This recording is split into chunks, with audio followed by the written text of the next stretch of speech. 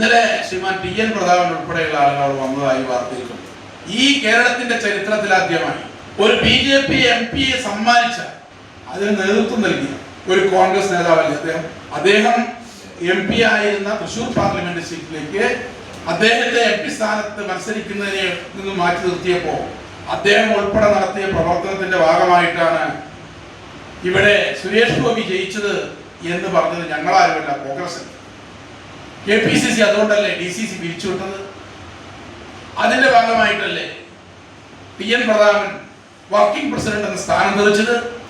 ആദ്യമായി കേരളത്തിൽ BJPക്ക് ഒരു MP ഉണ്ടാക്കി കൊടുത്ത ടി.എൻ. പ്രതാപൻ മഹാത്മാഗാന്ധിയുടെ നേരെ വെടിയുണ്ട തീർത്ത ഗോഡ്സെയുടെ പിന്മുറക്കാരുമായി സഖ്യമുണ്ടാക്കി BJPക്ക് അക്കൗണ്ട് തുറക്കാൻ നേതൃത്വം കൊടുത്ത ടി.എൻ. പ്രതാപൻ മഹാത്മാഗാന്ധിയുടെ മഹത്വം ഞങ്ങളെ പഠിപ്പിക്കാൻ വരണ്ട.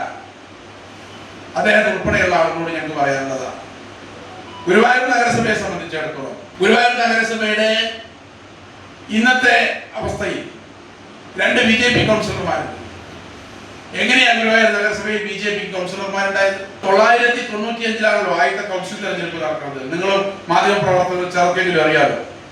95 BJPക്ക് ഇവിടെ അക്കൗണ്ട് ഇല്ല, 2000 അക്കൗണ്ട് ഇല്ല, 2005 BJPയുടെ അക്കൗണ്ട് വന്നു. എങ്ങനെ അക്കൗണ്ട് തുറന്ന്? BJPയുടെ 2 പ്രതിനിധികളെ നഗരസഭാ കൗൺസിലിലേക്ക് കൈ പിടിച്ചു കൊണ്ടുവന്നത് UDF. 22 വാർഡുണ്ടായിരുന്ന ഗുരുവായൂർ മുനിസിപ്പാലിറ്റിയിൽ 20 വാർഡിൽ UDF മത്സരിക്കുകയും 2 വാർഡിൽ BJPക്ക് വേണ്ടി ഒഴിഞ്ഞു കൊടുക്കുകയും ആ 2 വാർഡിൽ കോൺഗ്രസിന്റെ UDFന്റെ പിന്തുണയോടുകൂടി BJP മത്സരിക്കുകയും ചെയ്ത് ശോഭാ ഹരിനാരായണനും ജീന സുരേന്ദ്രനും ജയിച്ച് കൗൺസിലർമാരായതും അവരുടെ ചിഹ്നം സ്വതന്ത്ര ചിഹ്നമായിരുന്നുവെങ്കിലും തെരഞ്ഞെടുപ്പിന്റെ ഫലം റിസൾട്ട് വന്നപ്പോൾ അരയിൽ ഒളിപ്പിച്ചു വെച്ച BJPയുടെ പതാക ഉയർത്തിക്കാട്ടിയതും ഗുരുവായൂരിന്റെ മാധ്യമ സുഹൃത്തുക്കളായുള്ള നിങ്ങൾ മറന്നുപോയിട്ടുണ്ടോ?